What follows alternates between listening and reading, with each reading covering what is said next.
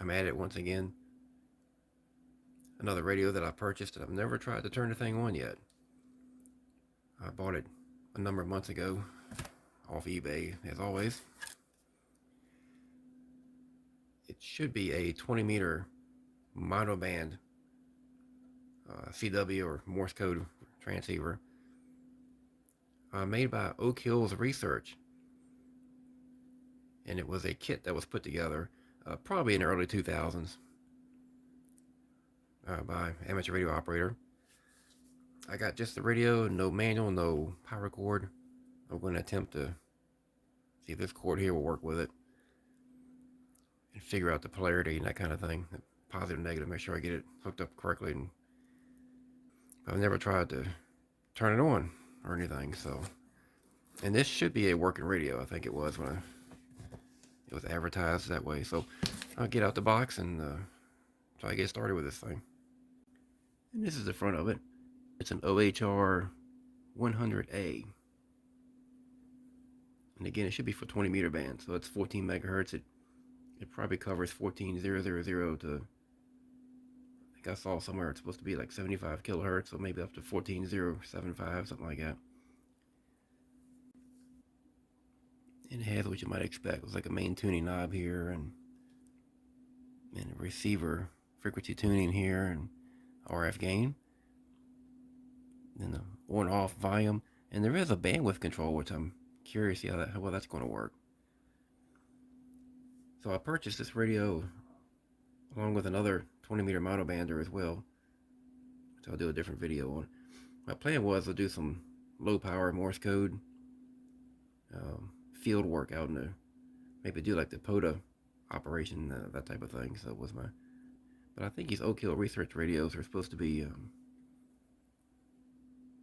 they're supposed to be pretty desirable at one time. So,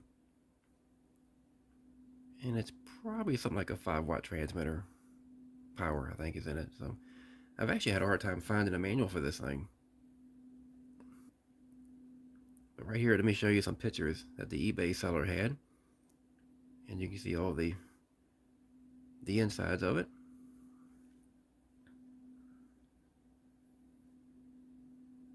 This does not have the CW keyer option, so that's why you see that knob there with nothing going to it. It does seem to have a 4-pole crystal filtering for the receiver. Like these 8-pin IC chips on the board, so it looks like it's built really well. We'll just have to see how it's all gonna work.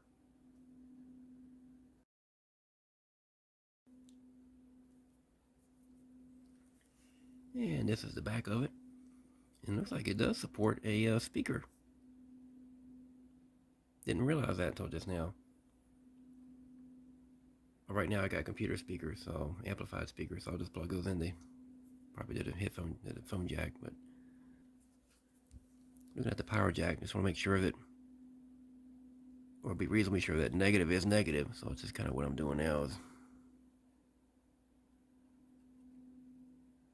checking that, make sure negative is negative. So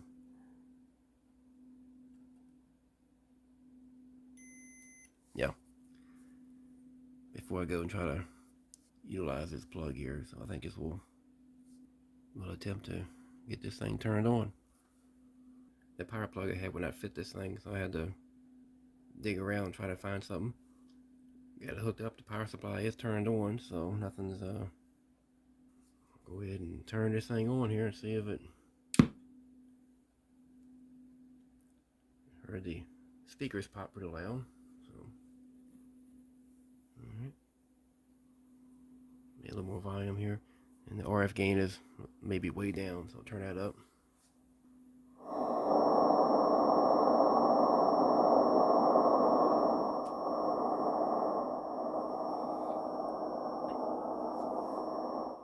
Ooh, well, hearing something.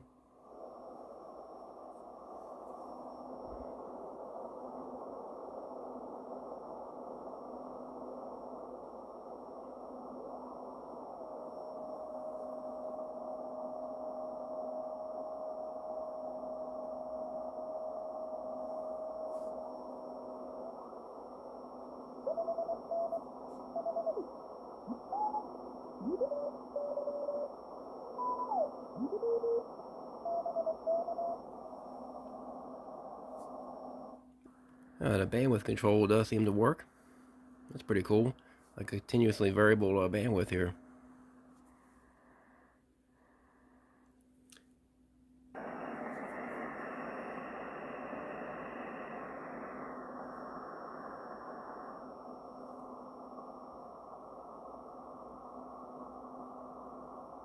Hmm.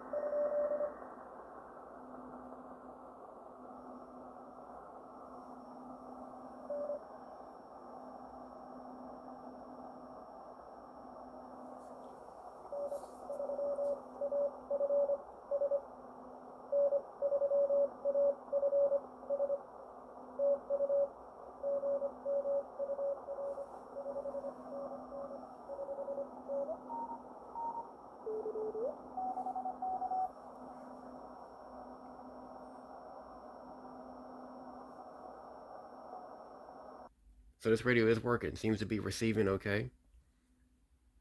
Band conditions are kind of down right now today. So I'm not hearing quite as much activity as I was wanting to hear. But the main purpose of this video was just get it out of the box and actually get it turned on. I did have to hunt around for a power cable that would fit the plug correctly. So it looks like this thing is really clean and it's built very well too. But at any rate, in the near future, I'll get this back out, get it hooked up to a 20-meter dipole, and see what it really does. When I get a Morse code key plugged into it and try to make some contacts on this thing. So I'll catch you next time on a different radio.